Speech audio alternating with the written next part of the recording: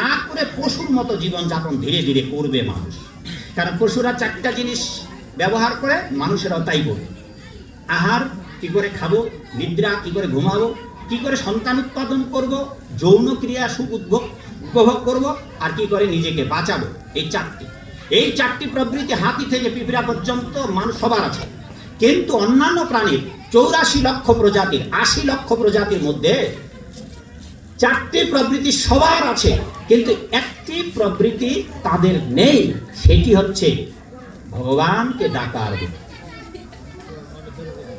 আপনাদের এলাকায় আমি জানি না মাইকিং করেছেন না পোস্টারিং করেছেন না মোবাইলে ফোনে বলে দিয়েছেন, যদি এলাকায় এইরকম কথা বলতেন যে বাবা চিন্তির খোরে, এবার ঠিক বলেছি, চিন্তির খোরে ভাগবত অনুষ্ঠান হবে, নড়াইল বাগেরহাট বিভিন্ন এলাকা থেকে ভক্তরা আসবে, আর দিনাজপুর থেকে সাধু বাবাজি আসবে।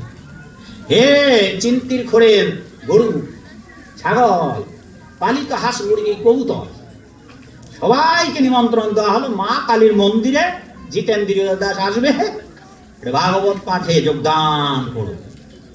হে মা, বাড়ি যদি গরুর গলার দড়িটা খুলে দিতেন, সারি সারি কি এখানে আসতো? ও আপনাদের এলাকায় এসে খুব ভালো লাগলো। সব বাড়িগুলোতে যেতে যেতে পাক্কা ইটের, আবার দুই দিকে গাছ। এই তো আসার সময় বললাম যে এই জায়গা